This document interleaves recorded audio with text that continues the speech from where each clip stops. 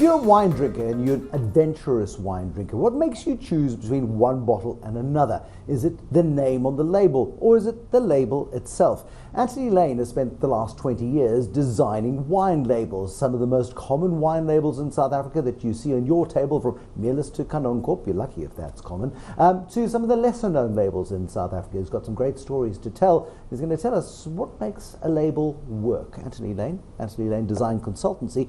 What was your first wine label that you designed? Actually, it was Neil Ellis. Okay. He happens to still be a client of mine, I'm pleased to say. Has there been an evolution in the Neil Ellis wine label over this time? Interestingly enough, a very, very subtle evolution. And I've always said that if my clients don't come back to me that often, I'm doing my job properly. So the label has been what we've tweaked over the years, but essentially it's the same brand that was developed 20 years ago. So it's a testimony to its success, I think. Forgive the comparison, but if you look at Castle Lager tins and bottles from 50 years ago, the logo is essentially the same, yet it's evolved considerably over those 50 years. I think brands these days, there's very different approaches to brands. We do what we call brand evolutions or facelifts, where you essentially keep the essence of the brand, but you just refresh it, sometimes very subtly, sometimes more dramatically. But I think that's a very good example. There's certain cases where brands just eventually just don't have a resonance with the current consumer, and bearing in mind that we're dealing with an incredibly dynamic consumer environment. I mean, things like social networks have kind of changed the way that people view things completely, or social media. So I think one has to be very, very mindful of the environment that you're selling into, because obviously what I think is just my opinion, and I'm only one person. But this wine industry, though, has evolved also dramatically in the last 30 years. 30 years ago, there was Niederberg, there were a couple of nice labels coming out of Tulbach, there was KWV, I guess the expensive ones were around then too, the Kanonkorps and the others. But it was a very small market. Now there are hundreds of wine farms and multiples of that of labels. Well, I think we started just probably 4 years before our new democracy, 94. And I think up until that time, we were a very sort of insular market. We effectively competed with ourselves. Post 94, I mean, I refer to it as a vertical learning curve. We really, first of all, having been the pariah of the world, to suddenly sort of going out in all this sort of publicity, and we didn't really know who or what we were. In many respects, we were probably quite embarrassed to be South African. So I think what's happened over the last 20 years, I do believe that there's been more change in the last 20 years in the wine industry than there have been in the last 300 years. I mean, I suspect you're absolutely right. But the label is about selling the bottle of wine. There's no more or less to it than that. There's an artistic element to it, which is great. But if the artistic element doesn't actually sell the bottle, well, then it's failed in its job, correct? Absolutely. I think there's quite a few key issues with regard to getting a wine to sell. One of them, which a lot of people don't realize, is actually just getting it onto the shelf. In other words, we refer to them as the gatekeepers. You need to engage with the retailers and actually make sure that they love the product so that they'll actually list it. Because if you don't get a listing, you can have the best wine, the best label, but if it's not on the shelf, it doesn't sell. So there's a whole lot of drivers that determine what actually gets onto the shelf. So we got a South African wine market, and much of that pricing depends on the big retailers. But there's also a global market for South African wine. Much of what we produce is sent out in big plastic bags and is bottled on the other side of the ocean. But we've got South African heritage brands which are exported lovingly and gently and in cases. We've got to then put our South African wines up on a global stage against Californian wines in California, against French wines in France. And that is a battle which I'm not sure we're winning yet. Unfortunately not. I think what happened post 94 is we kind of, as I said, I think to a degree we've created our own problems, because in other words we rushed in with what I've called these sort of incarnations of the big five, and sort of very what I call cliched South African imagery, low price points, and the retailers. I mean, obviously we were desperate for export markets, so to a large degree we didn't portray the right message from inception. And I think what we've been doing now, or what we have to do, is not only just create a perception, but almost change a misconception. But the trouble is, I look at the South African wine racks, and there's no single unifying thread going through brand South Africa in terms of our wine offering. Yeah. If I look at the French wine rack, It's very clearly French. Yes. I mean, I don't know what it is, but something defines French wine as French wine. And there's a similarity which is kind of disappointing because I couldn't tell the difference between chateaus. But I know it's French, and that's quite strong, isn't it? Yeah, I think it's a very good question, because I think we don't really. I think we're still struggling to define what being South African is, and I try and liken our industry to, for example, like Chile. I mean, if you see a Chilean label, it's often very distinctly Chilean. New Zealand has actually managed to create quite a distinctive, what I call, personality for their country. They've got very effective, or they've had very effective national bodies that promote New Zealand wine.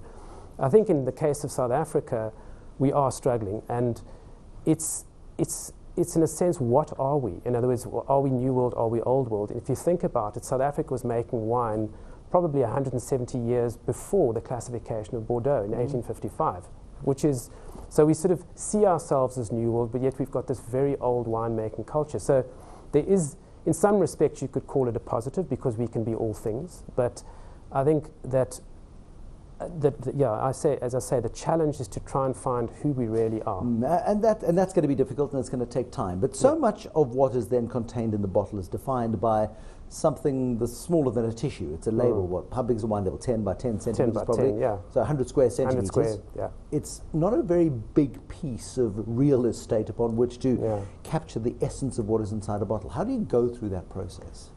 Well, I think what we have certain processes. I mean, I'm a great believer in focus on what you can own, and there's very, very little ownable property in wine. And Credit Constantia's got a manor house. There's a manor house. And manor houses are generic. Crests are generic, and I'm not saying that they have a function on wines where it's an appropriate thing. But I mean, at the end of the day, a very good example is Fairview. What Fairview owns in the minds of consumers, or has in the past, is goats. Now, goats are... It's so interesting, isn't it? Because Fairview, you go into the property at Fairview, there is the tower, the goats are either on it, up it, or underneath, trying to find some shade. And then they've created the second label of Goats do Roam. They've captured the essence of goat. Fortunately, the wine doesn't smell like the goat. Yeah. Well, I think that's also a very good example. Goats do Roam, I've always said to Charles Back that the most valuable piece of real estate is his goat tower.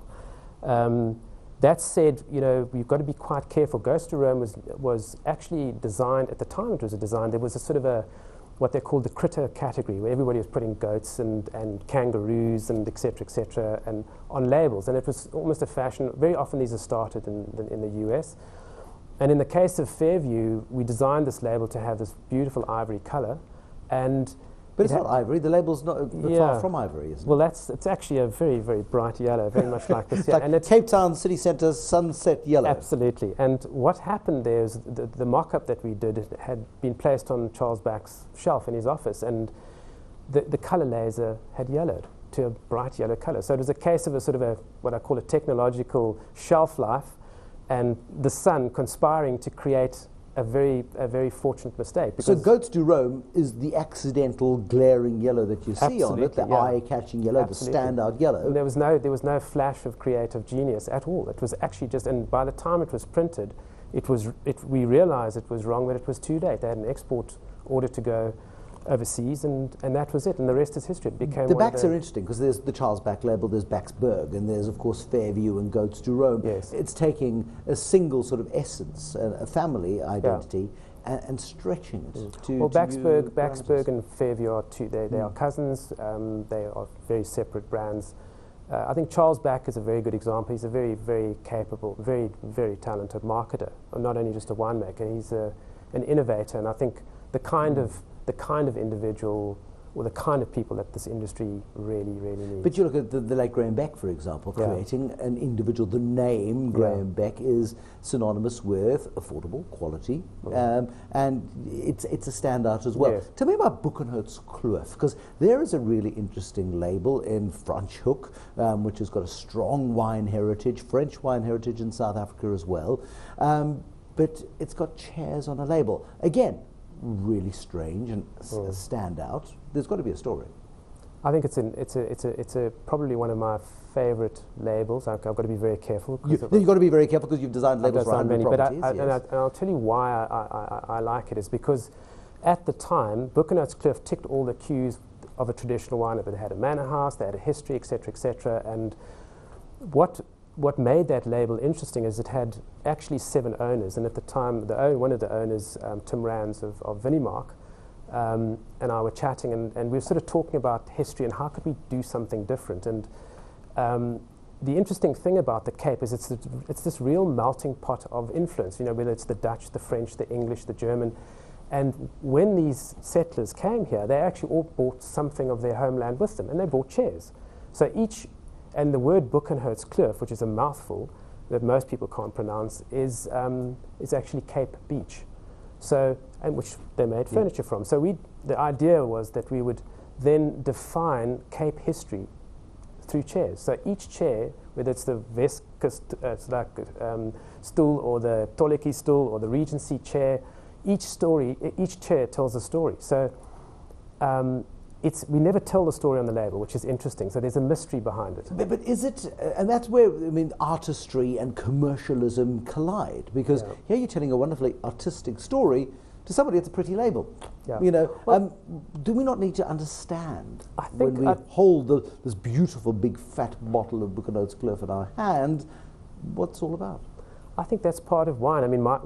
Wine is really, there is a mystery behind wine, and I think if you tell the story, it becomes boring, And the other interesting reason is because people couldn't pronounce Buchenholzkloof, there was a sort of almost like a term of endearment. It was known as the 7 Chairs Shiraz. So it was a way of sort of using a visual device to circumvent pronunciation. And then you have something, for example, like chocolate block, which it's still trendy, it's still delicious, but 4 or 5 years ago, retailers would only sell you 2 bottles at a time, and it sort of took over the wine market for a period of time. Chocolate block was bigger than Buchenholzkloof, and that's okay, I suspect. It still is. It's chocolate block. Probably interesting enough is I hazard a guess, and I stand corrected. It's probably South Africa's most valuable brand.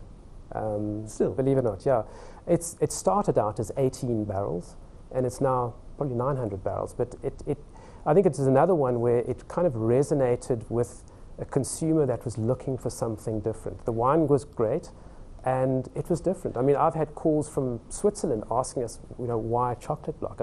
We didn't come up with the name. It was come up. The winemaker Mark Kent was his name, and it was named after a block of soil. It's chocolate. It's got nothing. The soil is brown. It looks like chocolate. We call it the chocolate block, and it becomes a wine label. Yeah. We need to wrap up very quickly. Good. We need a South African essence in our wine.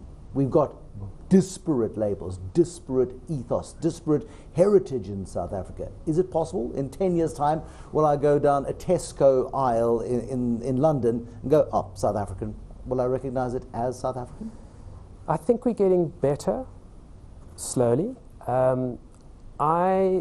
I think you use the word label. I think there are too many labels and too few brands. Yeah. And a label is not a brand. I think a lot of people mistake that. And I think what we need to do is have a much more, what I call cohesive look at what makes us uniquely South African.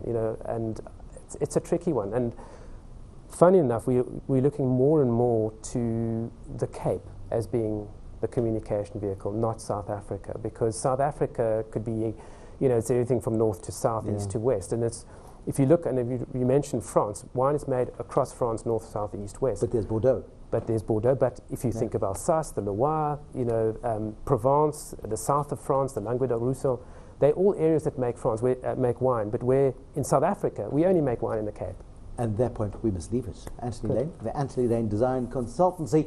There was a day when you had a choice. You could either have Nederburg Edelkeer, and there was Nederburg Baron. I think they still make them. But yes, it's all about the brand, and it's all about how that brand essence is carried through in the label. Anthony Lane designs many of those labels with some great stories behind them as well. Thank you for watching. There'll be more tonight, tomorrow. Till then, bye-bye.